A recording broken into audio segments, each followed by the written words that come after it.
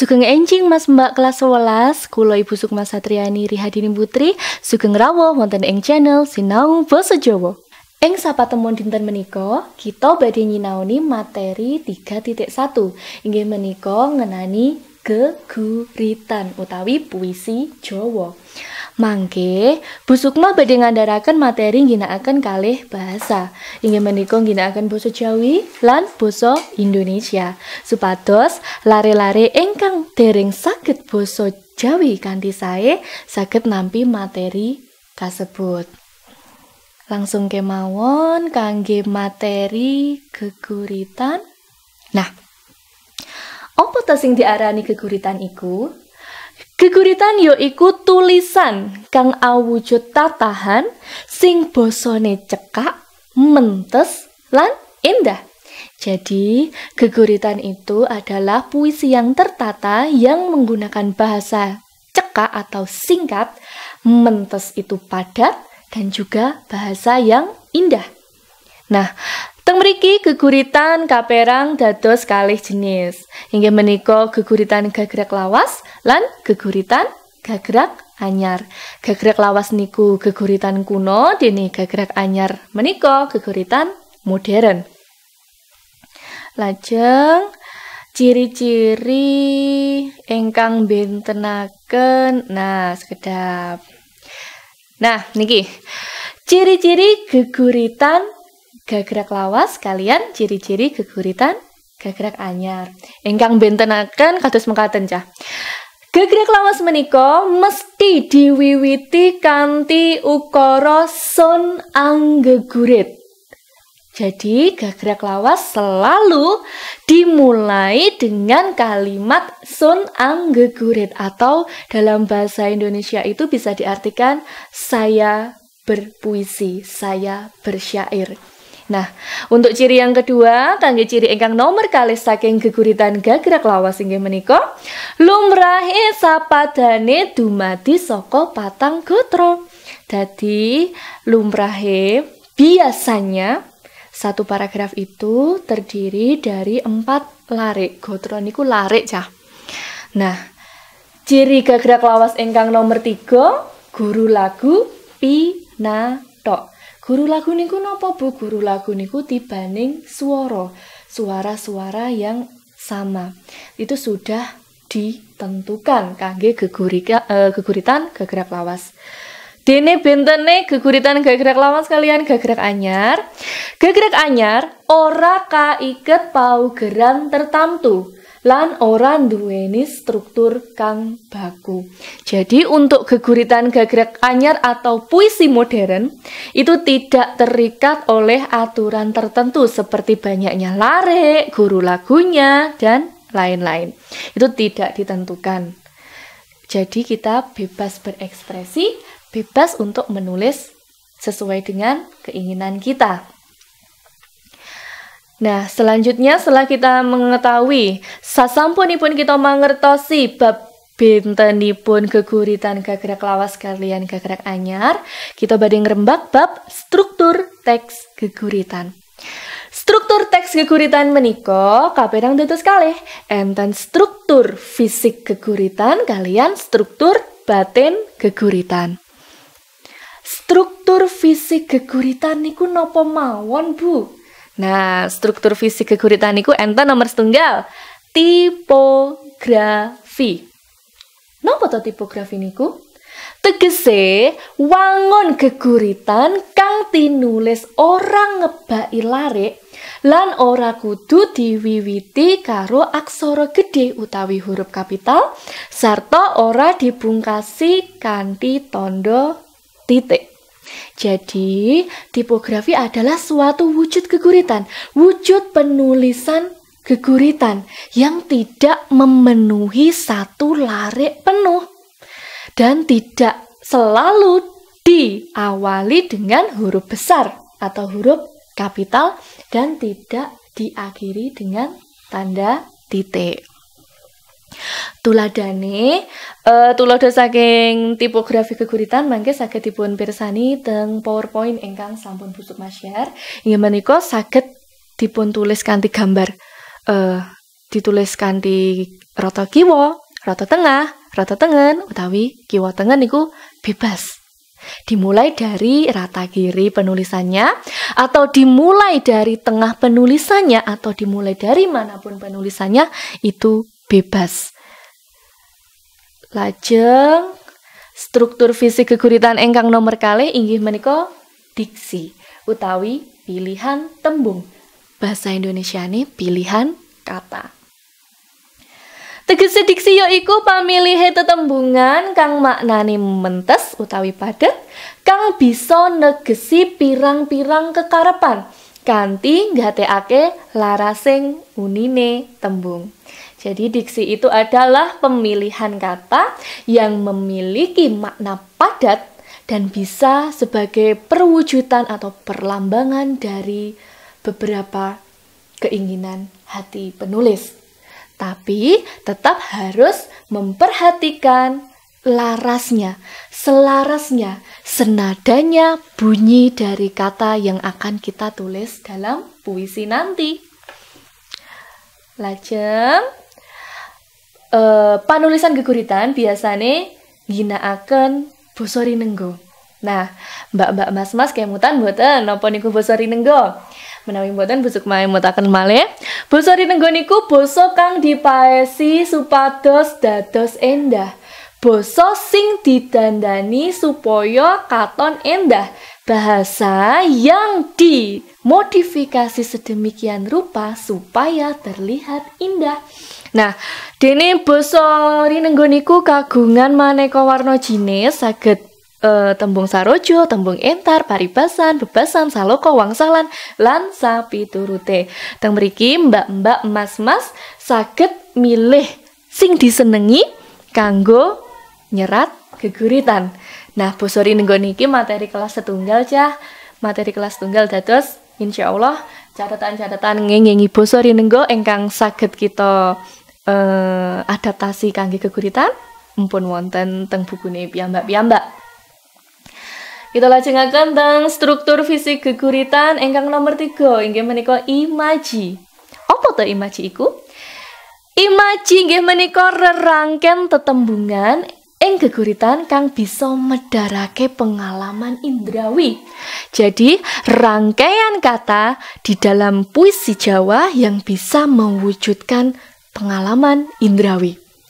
Imaji menika kaperang dados 3. Terbagi menjadi 3, ingkang nomor setunggal imaji swara utawi auditif. Nah, napa to Bu imaji swara?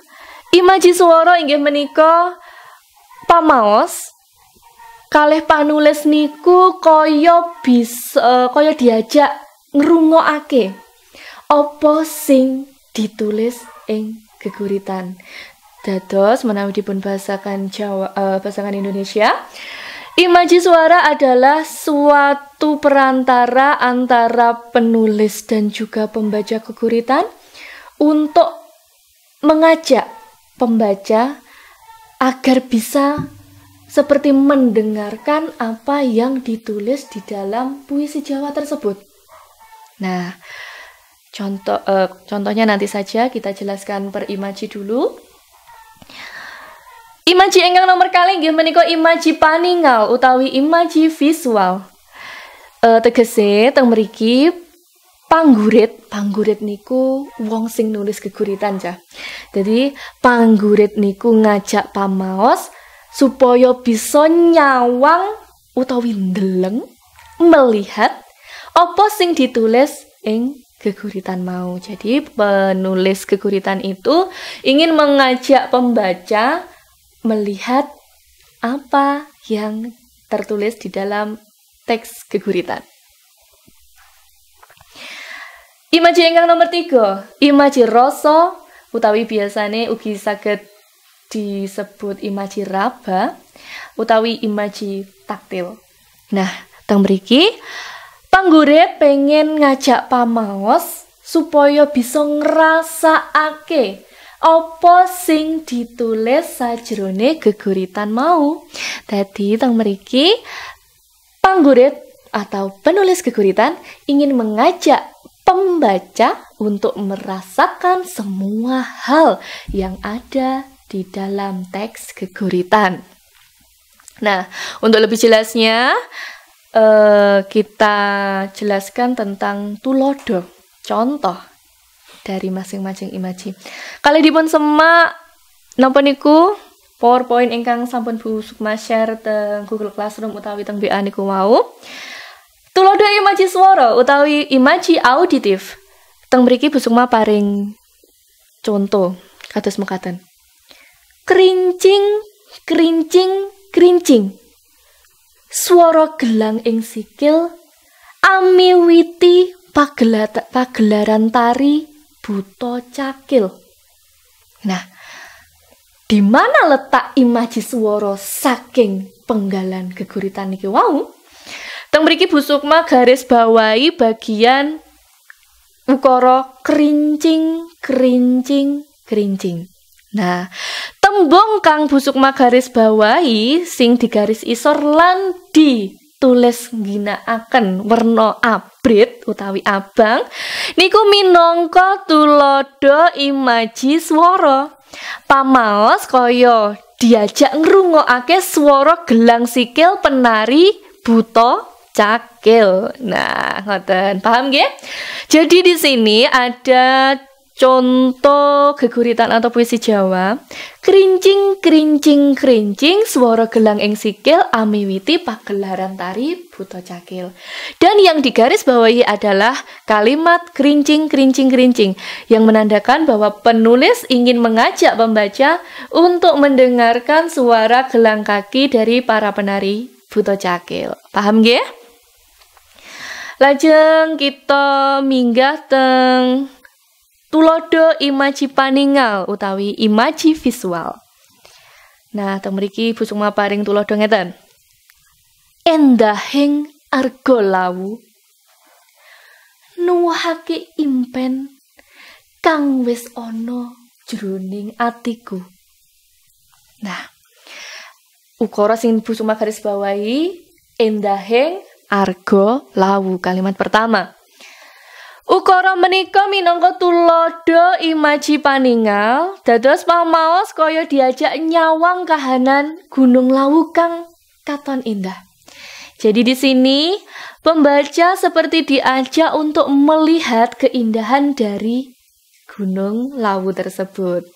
Nah, kita lanjutkan, kita lajengaken wonten ing tulodo nomor 3 saking imaji rasa, imaji robo utawi imaji taktil. Niki sami nggih, imaji rasa, imaji robo, imaji taktil niku sami. Tulodane kados mekaten. Tatu jroning atiku tansaya perih lan jeru. Ora bisa ilang sanadyan to condro ana ing sandinge lintang. Nah, teng mriki Bu Sukma garis bawahi kalih negesaken kanthi tulisan abrit teng tembung nyun ngapunten teng ukara tansaya perih lan jeru.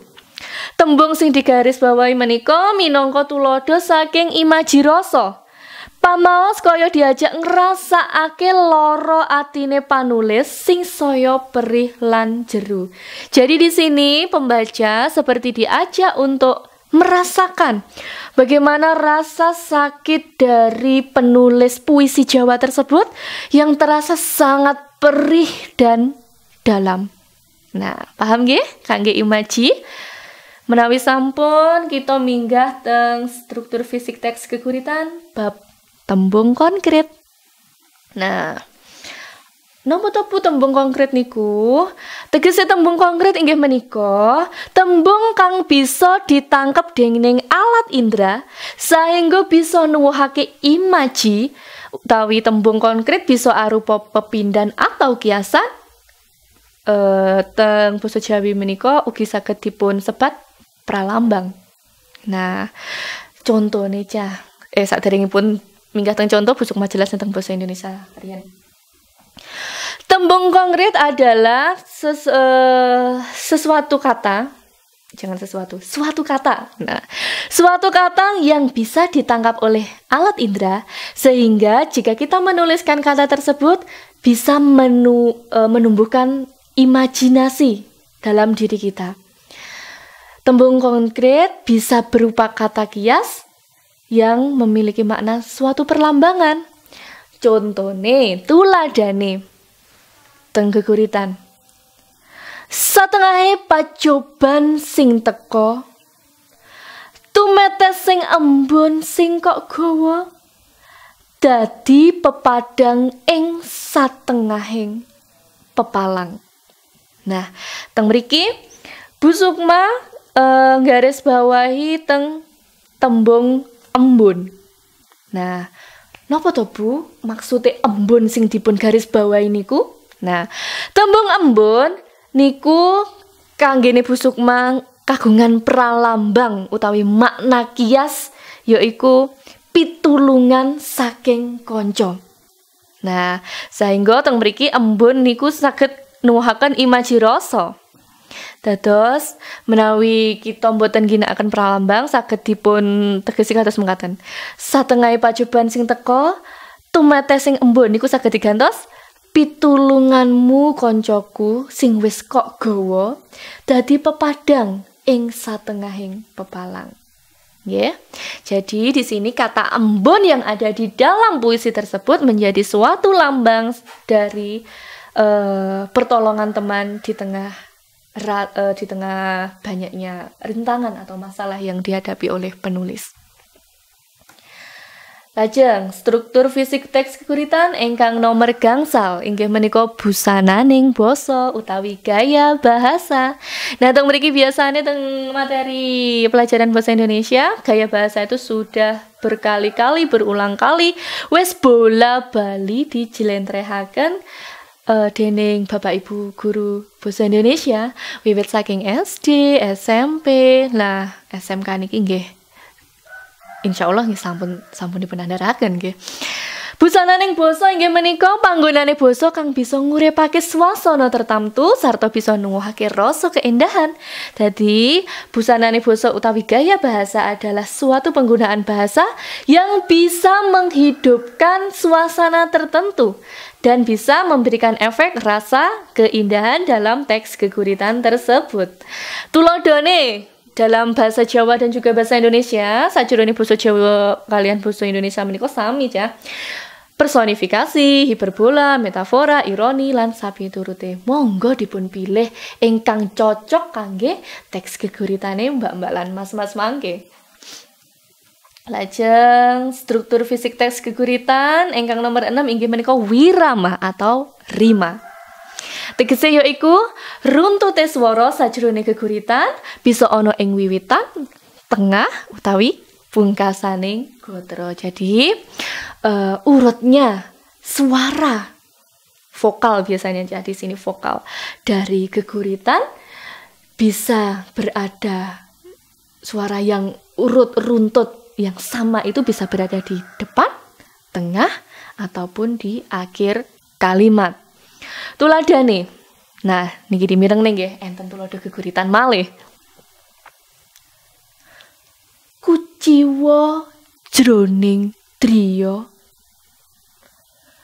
wis ora bisa nuwuhake rasa tresna. Muspra sadawane lara lopo. Nah, cobi sambil disemak teng materi yang sudah Bu Sukma upload tadi. Mana huruf vokal yang terdengar sama? Nah, yang terdengar sama ada di mana? Enten teng bagian wingking ing mburi. Jadi kuciwa jroning driya A niku Bu Sukma garis bawah. Wis ora bisa nuwuhake rasa tresna. Amale sing teng wingking muspra sadawane lara lopo.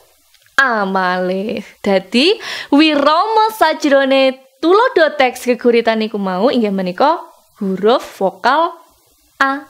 Nggih. Niku struktur fisik teks geguritan sampun rampung. Kita lajengaken teng struktur batin teks geguritan. Nah, struktur batinipun enten sekawan cah teng mriki. Nggih, enten sekawan. Nomor setunggal inggih menika tema. Napa to Bu tema niku?